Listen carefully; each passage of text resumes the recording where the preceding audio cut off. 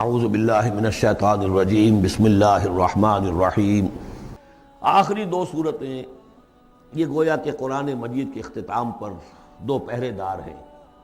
یہ دو صورتیں ہیں کہ جو اصل میں مدنی صورتیں ہیں، نازل ہوئی ہیں مدینہ منورہ میں، اور ان کا زمان نزول کے اعتبار سے شان نزول بھی ہے کہ ان کا حضور پر ایک مرتبہ جادو کیا گیا تھا، تو اس جادو کے اثرات کو زائل کرنے کے لیے یہ آیات پھر اتری ہیں، اور حضور نے پھر جب ان کی بار بار تلاوت کی ہے تو وہ جادو کے اثرات، ایک یہودی نے کیا تھا جادو آپ پر، جس سے آپ کچھ چیزیں بھول جاتے تھے، کافی آپ کو دیر کو تکلیف رہی ہے۔ صحیح بخاری کے اندر یہ روایت موجود ہے۔ ہمارے جدید کچھ ریشنلسٹ ہیں اور جو خاص طور پر منکر حدیث ہیں، وہ سمجھتے ہیں کہ اس میں تو توہین رسول کی کہ جادو کا اثر ہو سکتا ہے۔ رسول بھی اس اعتبار سے بشر ہوتے تھے، تلوار کا اگر کاری زخم پڑا ہے تو خون نکلا ہے، اور خون نکل گیا ہے تو زوفتاری ہوا ہے، زوفتاری ہوا تو بے ہوشی بھی ہوئی ہے۔ یعنی یہ جسم جو ہے ان کا، اس کے اعتبار سے جو بھی بخار آپ کو چڑھا ہے، بخار میں تکلیف ہوئی ہے، عالم نزع میں نہایت شدید تکلیف ہوئی ہے، تو اس حوالے سے یہ نہ سمجھیے کہ وہ بشریت کے جو لوازم ہے وہ ختم ہو جاتے ہیں، لیکن اللہ تعالیٰ کی طرف سے انہیں ایک مقام ملا ہے، ایک عصمت ملی ہے، ایک بزرگی ہے، وہ اپنی جگہ پر ہے۔ تو جادو کا وہ واقعہ بالکل صحیح ہے جو ہوا ہے، لیکن اس کے لیے اب یہ دو صورتیں ہیں، اور یہاں خاص طور پر نوٹ کر لیجئے کہ یہ معوذتین، یہ ایک صورت بھی ہو سکتی تھی، لیکن قرآن حکیم میں جو عام مزاج ہے کہ صورتیں جوڑوں جوڑوں کی شکل میں ہیں، تو دو حصوں میں تقسیم کر دیا۔ اور اس کی تقسیم کیا ہے؟ ایک وہ چیزیں ہیں جو انسان پر باہر سے حملہ آور ہوتی ہیں، اور ایک چیز وہ ہے جو انسان کے اپنے اندر سے حملہ آور ہوتی ہے۔ ان دونوں کو دو علیحدہ چیزوں میں رکھ کر اور سکھایا گیا ہمیں کہ تم ہمیشہ اللہ کی پناہ طلب کرتے رہا کرو ان چیزوں کے اثرات سے، ان چیزوں کے اثرات بد سے اپنے آپ کو بچانے کے لیے۔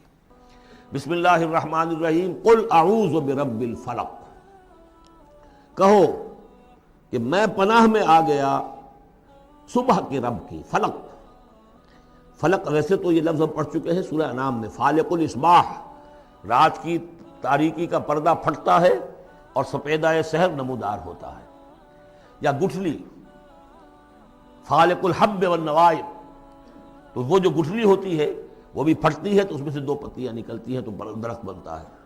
اس اعتبار سے فلق سے مراد یہاں صرف صبح نہیں ہے، بلکہ جو اگلی صورت میں آ رہا ما خلق، جو بھی کچھ اس کائنات میں اس نے پیدا کیا ہے، در حقیقت وہ عدم کا پردہ چاک کر کے اس کو وجود بخشا ہے۔ عدم سے، عدم محض سے، کریشن ایکس نہیلو، بغیر کسی شے کے کسی شے کو بنانا۔ تو قل اعوذ برب الفلق من شر ما خلق، میں پناہ میں آتا ہوں اس کی تمام مخلوقات کی پناہ سے۔ اب آپ غور کیجئے، مخلوق ظاہر بات ہے خالق کی طرح کامل تو نہیں ہو سکتی، مخلوق کے اندر کوئی نہ کوئی پہلو جو ہے وہ کمی کا، تقصیر کا، نقص کا رہ جائے گا۔ تو گویا کہ ہر مخلوق میں شر کا پوٹینشل ایلیمنٹ موجود ہے۔ یہ دوسری بات ہے کہ اللہ تعالیٰ کسی کو سہارا دے دے، کسی کو اپنی طرف سے عصمت عطا کر دے، اپنی طرف سے خصوصی پروٹیکشن عطا کر دے، پوٹینشلی خلق جو ہے وہ گویا کہ مستلزم ہے، اس کے ساتھ شر کے اندر کا پہلو موجود ہوگا۔ قل اعوذ برب الفلق من شر ما خلق، یعنی وہ شر جو ہے خود اپنی جگہ پر کوئی علیحدہ مستقل وجود رکھنے والی شے نہیں ہے، بلکہ وہ شر جو ہے خلق کے اندر جو کمی کا پہلو ہے۔ جیسے ہم نے انسانوں کے بارے میں پڑھا، خلق الانسان من عجل، انسان کی سرشت میں جلد بازی ہے۔ خلق الانسان ضعیفا، انسان کمزور پیدا کیا گیا ہے۔ وہ جو اس کا ہے، جو اس کا فطرت والا پہلو ہے، جو روحانی پہلو ہے، وہ تو ہے انا خلقنا الانسان فی احسن تقویم، لیکن جو یہ حیوانی پہلو ہے اس کا جو مادی وجود ہے، اس میں تو ضعف بھی ہے۔ ان الانسان خلق ہلوعا اذا مسہ الشر جزوعا واذا مسہ الخیر منوعا، تو یہ تمام چیزیں جو ذہن میں رکھیے۔ قل اعوذ برب الفلق من شر ما خلق، جو بھی مخلوقات ہیں ان میں سے جو بھی شر کا پہلو ہے، میں اس سے اے پروردگار تیری پناہ میں آتا ہوں۔ ومن شر غاسق اذا وقب، خاص طور پر یہ رات کو ڈھانپ لینے والی جو ہے رات، اندھیرا، یہ ظاہر بات ہے اسی پھر رات کے پردے میں چوری بھی ہے، ڈاکہ بھی ہے، اسی میں پھر غول بیابانی جو ہیں، شیاطین جن ہیں، ان کا بھی جو حرکتیں ہوتی ہیں، پھر یہ ساری چیزیں جو ہے اسی کے سلسلے۔ من شر غاسق اذا وقب، سانپ بچھو وغیرہ بھی اسی وقت نکلتے ہیں۔ ومن شر النفاثات فی العقد، اور جو عورتیں گانٹھیں باندھ کر پھونکے مارتی ہیں، یہ جو بھی ٹونے ٹوٹکے ہوتے ہیں اور اس کی وجہ سے لوگوں کو نقصان پہنچایا جاتا ہے، گویا کہ یہ بھی اس کے اندر بھی کوئی حقیقت ہے، یہ سفلی عملیات بھی ہیں، ان کے بھی اثرات ہیں۔ جیسے کہ ہم جانتے ہیں کہ جادو جو ہے حق ہے، برحق ہے، اگرچہ کفر ہے۔ شراب کی تاثیر ہے لیکن حرام ہے۔ کچھ نہ کچھ حقیقت ان لکیروں میں بھی ہے، لیکن ہمیں روک دیا گیا کہ ان کے چکر میں مت پڑو۔ یہ جو منجمی ہے، نجوم کی حرکت، اس میں بھی کچھ نہ کچھ حقیقت ہے لیکن روک دیا گیا۔ تو کسی چیز کا ہونا بالفعل یہ اور شے ہے، لیکن اس کا جائز ہونا یہ اور شے ہے۔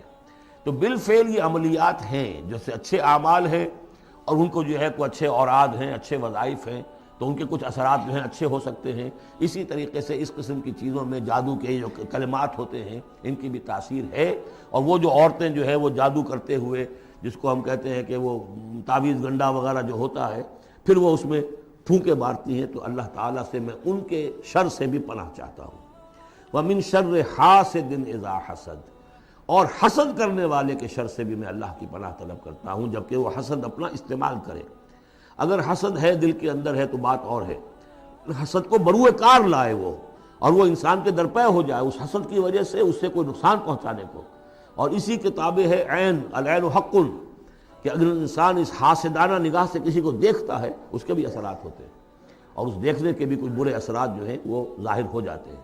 تو یہ تمام چیزیں اپنی جگہ پر ہیں، لیکن ان سے پناہ کرنے کے لیے آپ لمبے چوڑے کوئی اور سلسلوں میں نہ پڑیں۔ یہی معوذتین اللہ نے جو محمد رسول اللہ کو تلقین فرمائے، سارا دار و مدار ان پر ہونا چاہیے۔ تعوذ کرتے رہیں، اس لیے کہ ہم پڑھ چکے ہیں سورہ بقرہ میں کہ حضرت سلیمان کے زمانے میں جنات جو تھے انہوں نے یہ سارے کام شروع کیے تھے، اور لوگ ان سے سیکھتے تھے جادو ٹونا، اور آج بھی نقش سلیمانی کے نام سے بکتے ہیں اس قسم کے جو بھی تعویذات ہوتے ہیں، اور وہ دھندا بنا ہوا ہے۔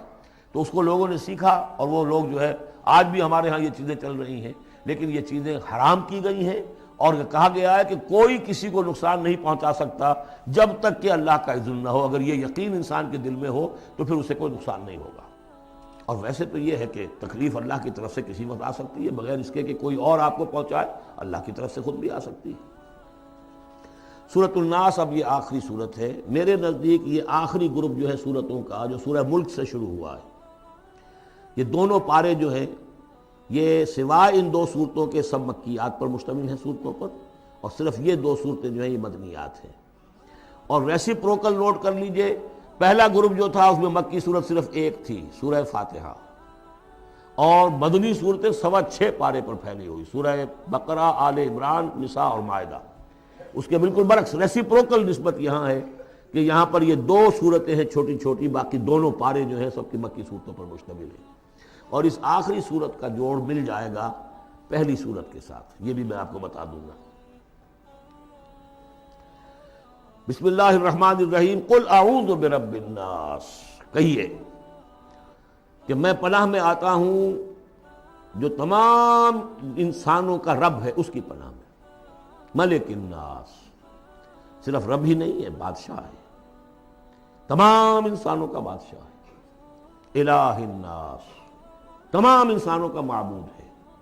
من شر الوسواس الخناس، اس وسوسہ کرنے والے خناس کی جو پیچھے چھپ جاتا ہے، الذی یوسوس فی صدور الناس، جو لوگوں کے سینوں میں وسوسہ اندازی کرتا ہے، اس کے شر سے پناہ مانگتا ہوں۔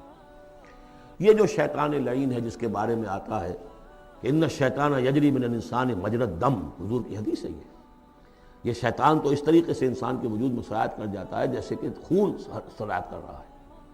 یہ شیطان جو ہے، اور یہ آپ وہ بھی پڑھ چکے ہیں، وَلَقَدْ خَلَقْنَا الْإِنسَانَ وَنَعْلَمُ مَا تُوَسْوِسُ بِهِ نَفْسُهُ، ہم نے انسان کو بنایا، ہم جانتے ہیں کہ اس کا نفس امارہ جو ہے، اڈ اور لبیڈو، اس کو اندر کیا وسوسہ اندازی کرتا رہتا ہے۔ تو شیطان کو بھی کوئی اور اختیار حاصل نہیں ہے، ہمارے اپنے سفلی داعیات، ہمارے جو اینیمل انسٹنکٹس ہیں، ہماری جو خواہشات ہیں، شہوات ہیں، ان کو وہ بھڑکاتا ہے، جس کے لیے حدیث میں آتا ہے کہ اس کی تھوتنی جو ہے وہ زمین جو وہ دل کے اوپر ٹکا کر پھونکے مارنی شروع کرتا ہے تاکہ وہ شہوت میں اشتعال پیدا ہو جائے اور سفلی جذبات میں اشتعال پیدا ہو جائے۔ یہ اس کی اس کو اللہ تعالیٰ نے طاقت دی ہے۔ یہ ہے وسوسہ، وسواس الخناس۔ اور خناس کیوں کہا؟ اگر آپ ذکر کریں گے لا حول ولا قوت الا باللہ، فوراً بھاگ جائے گا۔ تو ذکر سے جب دل خالی ہوتا ہے، دل میں اگر اللہ کی یاد نہیں ہے تو شیطان آئے گا، تھوتنی ٹکائے گا اور پھونکے مارے گا۔ یہ چونکہ شیطان کی یہ ساری ترکیب انسان پر اثر انداز ہوتی ہے اس کے اپنے نفس کے وساطت سے، اندر سے، لہذا اس کے لیے یہ علیحدہ صورت جو ہے وہ قائم کر دی۔ قل اعوذ برب الناس ملک الناس الہ الناس من شر الوسواس الخناس الذی یوسوس فی صدور الناس من الجنۃ والناس، خواہ وہ جنوں میں سے ہوں یا انسانوں میں سے، ان میں وہ وسوسہ اندازی کرتا ہے۔